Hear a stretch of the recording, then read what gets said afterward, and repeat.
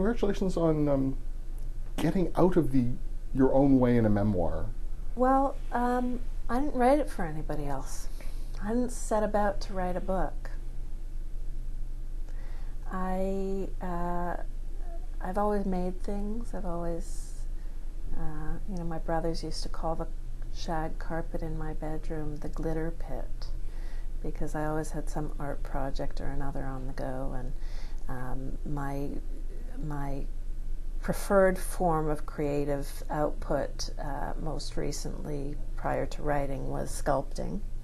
And one of the chemotherapy drugs I was on left me with neuropathy in my fingers. So sculpting it didn't feel good. I didn't have the energy for it. I didn't have the dexterity in my fingers for it. It's a very tactile thing, and it just wasn't going to be the creative place that I went at that moment. But at the same time, in order to recognize myself, I needed to make something. And so I sat down with a notebook and pen, and I started writing stories.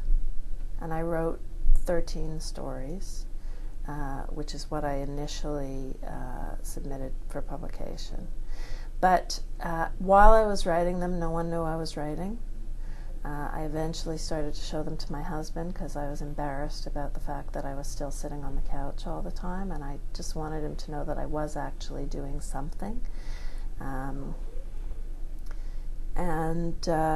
It wasn't until a couple of years later that I even started showing it to people, thinking about the idea that it might be worthy of publication. So it was something that I wrote for my own therapeutic needs, and it really hasn't changed that much in the editing process from that point of view. They have been very sensitive about maintaining my voice. Prior to having it myself, I remember hearing a friend talk about her sister who was going through cancer treatment, and berating her for doing nothing.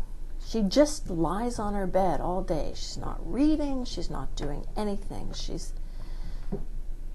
That was me. And it wasn't because I was wallowing in self-pity. I couldn't do anything. I had no focus, no capacity for focus or concentration or interest in anything. No interest in food, which was, that's just not me. Oddly, the loss of food seemed to be the thing that pissed you off the most. Like, even death didn't seem to really... Having your kids without a mother, but what seriously seemed to really piss you off was what happened with you and food, and your taste buds went wonky for quite a while. Yeah, my taste buds went wonky from the drugs, and I also had no interest in food. I wasn't hungry. I felt nauseous all the time, and it wasn't so much that pissed me off, but that was, we distance ourselves from things that are difficult. Any good filmmaker knows that, you can do gory only up to a point, and then the audience shuts their eyes. Death and leaving my kids motherless was way beyond what I could cope with. Not being hungry was manageable in terms of processing. You had a great healing circle without actually having a healing circle, and it's a funny little bit. If you could talk about the healing circle. Well, I feel like the beginning of that chapter is really the one and only time I'm nasty in the book. But some people had such stupid things to say and notions about cancer and the blessing in disguise that it would unveil for me that I had no patience for that. First of all, it's crap.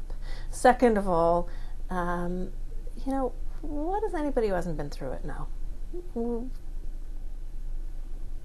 And I have the most wonderful friends, and I like a good time, and I like a party, and they knew that that's what I needed, and so that's what we did. We went out, and I think it was this. I think I had my mastectomy, 3 or 4 days later, and my 2 younger sons decided that they needed some attention, so they got chicken pox, and